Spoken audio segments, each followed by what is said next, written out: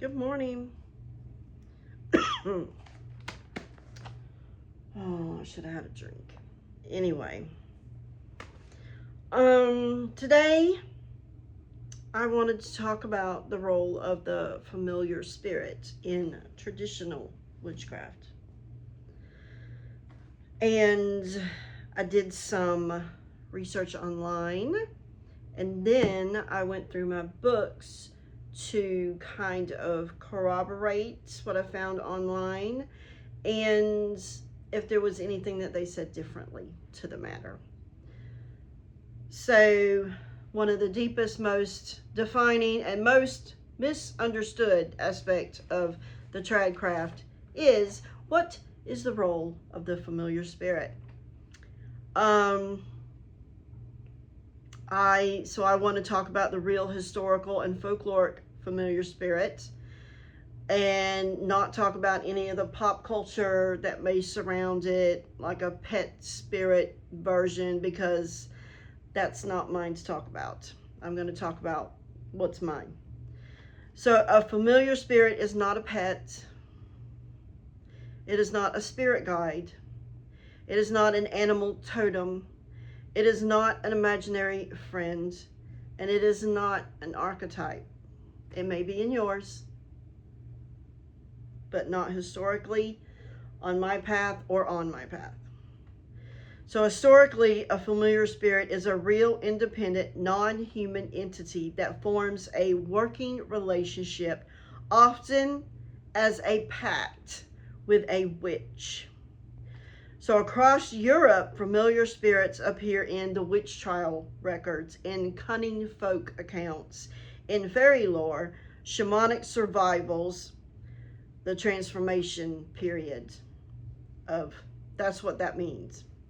Folk magic traditions. They were described with remarkable consistency. So a familiar spirit was a teacher, a helper, a messenger, a guardian, a go-between, and a source of magical power. This has been the witch's closest ally in the other world. So historically, familiar spirits could appear as animal-shaped, like cats, toads, mice, hares, dogs, birds. Not a literal animal, just a spirit taking an animal form. Human-shaped, it would be a man in black, a small man or a woman, a gentleman, a boy in green, or a maid in white, often fairy-like or uncanny-looking.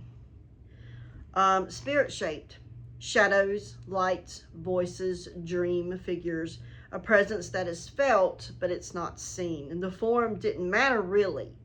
It was the relationship between the witch and her familiar spirit. Now, there were several ways a witch could receive their familiar. A spirit could approach the witch. There are many testimonies describing the spirit appearing at night or during an illness or grief, at a crossroads, in their dreams, and in the woods, often saying something like, "Will you serve me and I will teach you?" Something along those lines. They could be inherited from family. They said, "My mother gave me her familiar," or "it came down through our line." This could show one of the strongest hints of family traditions in that. And they could be given by another witch. A cunning person might pass on a familiar to an apprentice. They could be encountered during a trance or spirit flight. The witch would meet the spirit in the other world. And they could be summoned through a ritual. This seemed to be less common, but it was present in some cunning traditions. Now, about the pact. This is the heart of the relationship between the two. And historically, the relationship between a witch and familiar was reciprocal. The witch would offer milk, bread, blood, like a pinprick drop, no, like not gushing. Warmth, a place to live, and loyalty. A place to live would be somewhere like within her home, a box, a drawer, a basket, something, a cupboard. And then the familiar offered knowledge, magical power, protection, divination, healing, cursing ability, and spirit flight assistance. It was that contract, and it was taken seriously. Now, what did the familiar spirit do for the witches. They taught magic, many said. The spirit taught me charms. It told me which herbs to use, and it showed me how to heal. It performed tasks. They could deliver curses. They could protect the livestock. They could spy. They could carry messages. They could steal or fetch things and influence the weather. They aided in the spirit flight. They helped the witches leave their bodies, travel to the Sabbath, enter a trance, and cross into the other world. And they acted as intermediaries. They would communicate with the dead, with land spirits, with fairy beings, and with the witch father or the man in black. They offered protection. They would defend the witch from other witches, harmful spirits, illness, and misfortune. It was that working partnership. Now, talking about the witch's mark, this is a sign of the pact. Many witches describe this mark where the familiar would feed. A mole, a scar, a numb spot, a small raised area. It was a folkloric symbol of the pact or the bond and the exchange of power. And it represented the portal between the witch and the spirit. So in tradcraft, the familiar spirit is often the one who initiates the witch, tests them, teaches them, guides them, grants them power. The familiar spirits seem to be the root of the craft. One of the ways a trad practitioner feels is missing in modern witchcraft. Like me as a trad witch, I feel like this is missing in like the modern scene, you know, that's what that means. I feel like it has been watered down into this, like, into being like an actual pet that simply hangs around your witchy room and likes to watch, or, you know, just a pet. Neither one of my cats are familiar to me. They are my pets. The familiar spirit versus the modern familiar. Modern witchcraft often reduces familiars to pets, like I said, or a vibe, a symbolic archetype, or my cat is my familiar. Historically, this is inaccurate.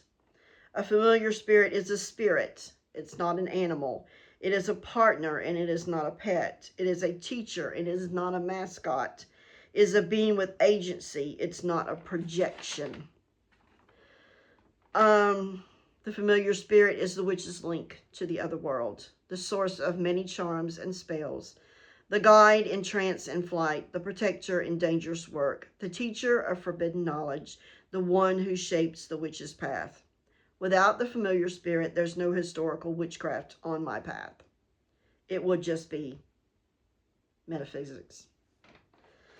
So, according to confessions and folkloric accounts, the familiar spirit would initiate the relationship, not the witch. In early modern British records, they appear as vivid three-dimensional beings, animal or human shaped. They approached the practitioner and they offered the aid, knowledge, or the power. Many witches reported meeting their familiar spirit during a crisis or liminal moments that may have been like an illness or grief, loneliness, poverty, emotional distress, being alone at night, or at a liminal space. The spirit would often arrive with an offer, such as, "Serve me and I will teach you." A large number of encounters happened in dreams, sleep paralysis, trance states, ecstatic night flight experiences. And Wilby, talking about Emma Wilby, notes that these experiences parallel shamanistic encounters where a spirit guide appears to initiate the practitioner. Trial records described familiars as, like I said before, cats, dogs, toads, hares, mice, birds, humanoid figures, small men or women, shadowy or luminous forms. These were described as solid, colorful, and animated, different from like a ghostly apparition. This vividness is an indicator that there were external beings and not internal archetypes. Some witches and cunning folk said that their familiar came from a parent, a grandparent, a deceased practitioner, a family line. This is common in British and Scottish records, where they would function like an ancestral helper. Wilby's research shows that cunning folk often inherited fairy-like familiars used for healing and divination. And in some accounts, a practitioner received a familiar from a mentor or a local wise woman, a dying cunning man, a fellow witch. This is lineage transmission, where the spirit chooses to continue its work with a new human partner. A small minority of accounts describe witches or cunning folk performing a charm or calling out at crossroads or using ritual objects or reciting incantations to attract or summon a familiar spirit. But the spirit still chooses whether it will appear. Once the spirit does appear, it typically proposes a reciprocal relationship. The witch would offer the food, the warmth, a place to live, sometimes a drop of her blood. And the familiar would offer magical instruction, protection, divination, healing knowledge, cursing ability, spirit flight assistance. Trial records and folkloric descriptions support this. The familiar spirit is autonomous, selective, purposeful, and capable of forming long-term bonds. This information came from Wikipedia under the topic of familiar. The Emma Wilby book. Familiar topic from the Occult Encyclopedia. This is occult.live. And witchcraftemporium.com. Familiars, a witch's companion spirit. So in this modern context, a familiar spirit is an independent, non-human entity. It's capable of thought, will, and choice. It's a partner and not a servant. It's a teacher or a spirit ally. It's not a cat or a dog. The pact still matters today. It's the agreement, the mutual exchange. That's the whole point of it. So I mentioned Emma Wilby's book, Cunning Folk and Familiar Spirit. This has all of that same information in here. Chapter 4 is Human and Spirit, the Meeting. Let's see, I'll underline some things. Most people today would consider themselves to have little or no knowledge about early modern familiars. In reality, however, the basic dynamics of the relationship between a cunning woman or a witch and her spirit ally is easily recognizable to all of us, being encapsulated in narrative themes running through traditional folktales and myths from throughout the world. The protagonist usually finds himself alone and in some kind of trouble when a supernatural being appears suddenly before them and offers to help in some way. These fairy stories and myths originate from the same reservoir of folk belief as the descriptions of familiar encounters given by cunning folk and witches in early modern Britain. Then it has the appearance of the spirit. So yeah, it has this whole chapter on that. The offer of assistance, the helpful fairy,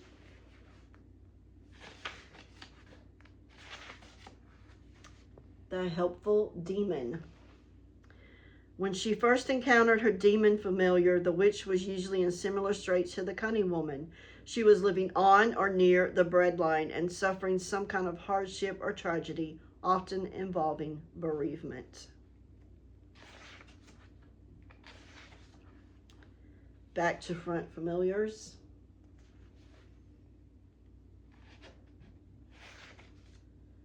And this is the whole, chapter 5 is about the whole working relationship between them. So this book is Cunning Folk and Familiar Spirits. If you are interested in Cunning Folk and Familiar Spirits, Emma Wilby's book is the best. Then I had Witchcraft in Colonial Virginia. I marked a few pages in here about familiars.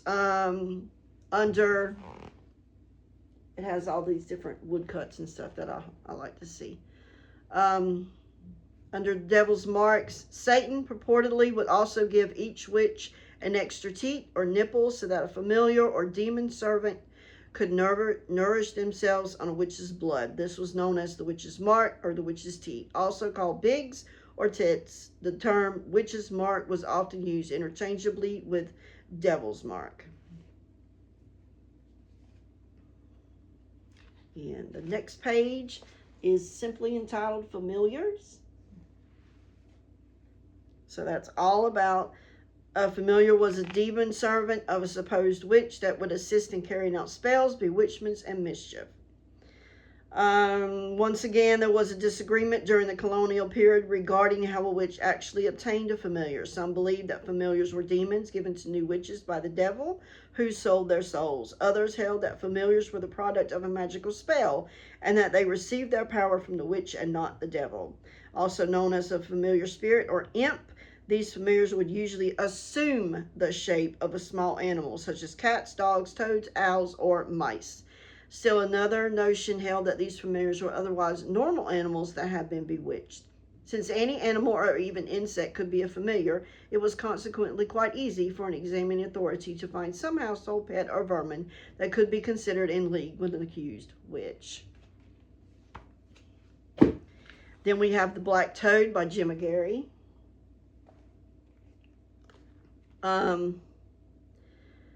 So Black Toad is about a toad. This is aid from a familiar. It's blessing by grave dust. The Cornish practitioner will visit the churchyard under the cover of night, and there at the arrival of midnight they shall gather grave dust within a properly conjured circle and with the aid of the familiar spirits. And then on page 128, in the Old West country belief, the gifts imparted via the witch's diabolic compact with the Buckadoo, the black god or devil, include the ability to send forth one's will or spirit in bestial form, or else via the received familiar spirit to carry out the double ways work of the witch and convey her magical influence upon man or beast. The toad, it seemed, was both the spirit familiar of choice and the preferred form for traveling forth in spirit amongst West Country witches. Drawing distinction between the witch, her own spirit sent forth in toad form, and her Bactrian spirit familiar is a great difficulty and not impossibility. Because, if they killed the toad, they killed the witch, is basically what it's saying. Then you have The Rebirth of Witchcraft, Doreen Valiente. I marked some spaces in here talking about a familiar. Witches had familiars. They could either be actual animals or birds or a discarnate spirit. In either case, the familiar assisted the witch in divination and in casting spells.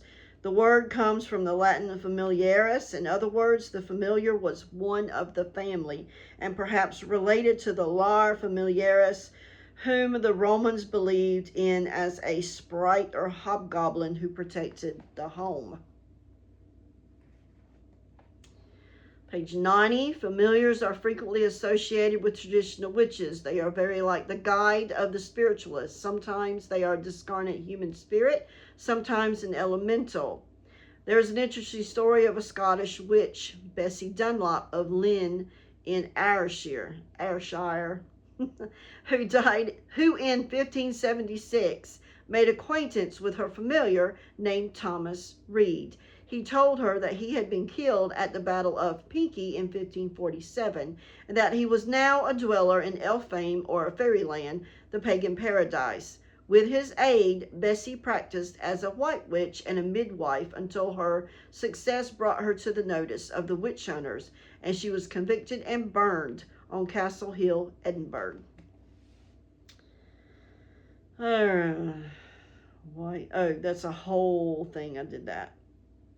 The witch, of course, would say that her spirits were neither evil nor wicked. They were just spirits, such as from time immemorial have been believed to assist the shaman or the medicine man of primitive tribes. Sometimes a spirit force would be believed to indwell some material object or image, which would then become a fetish. This word has other associations in present-day speech and has come to be used as meaning a fad or even a form of sexual perversion, the word fetish. Sometimes a witch will have the good fortune to find such an object or image which is already live and be able to enter into a sympathetic relationship with the spirit force ensouling it.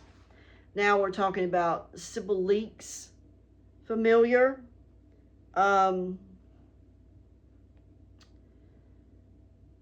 In 1962, Sybil was little known outside her own village of Burley. I still have the postcard Leslie sent me telling me he had just met Sybil. It depicts Burley's famous antique shop called A Coven of Witches. Stags' antlers ornament one wall, while over the door hangs a sign representing a witch riding a broomstick. Housed in one of the New Forest's most picturesque villages, it must have been the perfect setting for their meeting. They became firm friends, and I soon had the pleasure of meeting Sybil myself, together with her familiar Mr. Hotfoot Jackson. This sagacious bird, so often seen perched upon his mistress's shoulder in photographs of Sybil, was a jackdaw whom she had rescued when he fell out of the nest as a fledgling. He was very tame and accompanied her everywhere.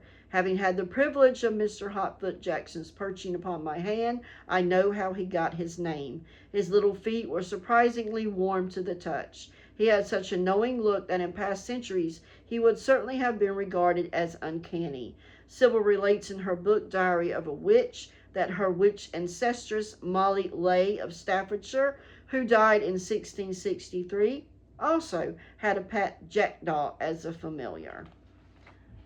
But like I said, I do not believe that our spirit familiars are pets. They may enjoy being around us as we do our thing, but I do not see them as pets. And last but not least, The Crooked Path, an introduction to traditional witchcraft by Keldon, has a foreword by Gemma Gary. If you have not gotten this book, it is full of exercises, by the way.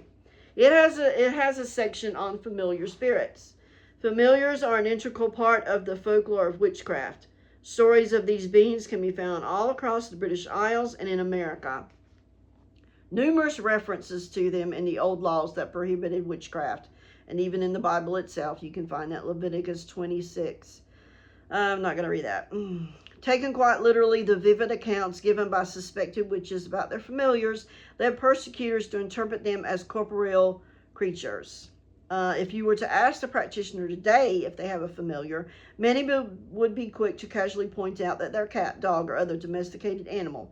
There is no doubt that pets are incredibly special and that the bond shared with them is sacred and magical. However, the familiar spirits that are present in classical folklore and modern practice of traditional witchcraft are not physical pets, but rather otherworldly spirits.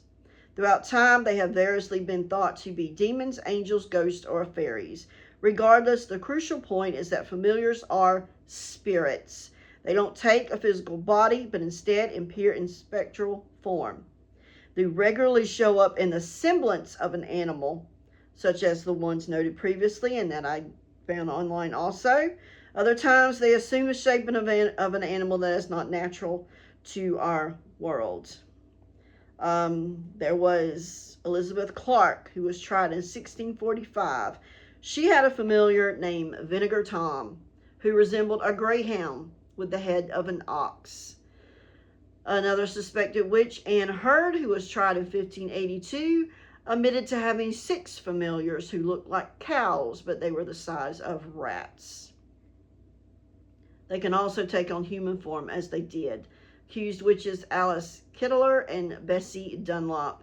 Alice, her familiar, appeared as a dark man named Robin Artisan, and we know who assumed that name today, to whom she made sacrifices at the crossroads. Dunlop's familiar spirit, Tom Reed, was described as an elderly man with a gray beard and dressed in a gray coat with matching breeches. His head was covered with a black bonnet, and he carried with him a white wand. Kettler's familiar was thought to be a demon. Dunlop's was the ghost of a man who died in battle 25 years before she met him.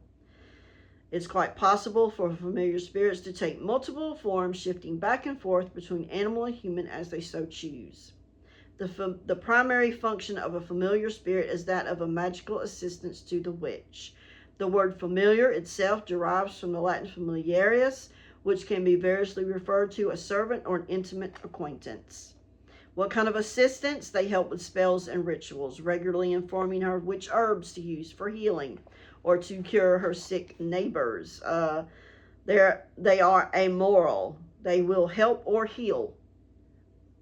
They will heal or harm as needed. They can be called upon for divinatory aid, location of missing property, to relay information to the witch about things that are happening other places. They can operate as spies, acting as guides from the other world. The other world is their natural home. They can be gifted by the familiar or gifted by the witch father.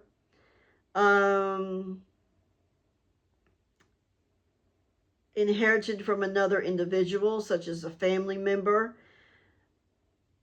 He says a witch had to, according to some legends, a witch had to first successfully pass on their familiar before they could die in peace. Familiars appear to a witch out of the blue. Many times, familiar spirits would make themselves known when the witch was experiencing some form of distress. He has a couple of exercises in here of familiar spirit reflection.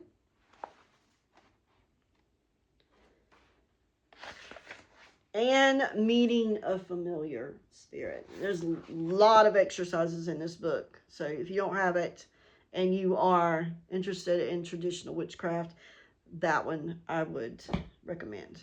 So that is about familiar spirits. What I found online and what I found in the books that I have, they pretty much correlate. So, that's another step in traditional witchcraft. And until next video, I'll see you there.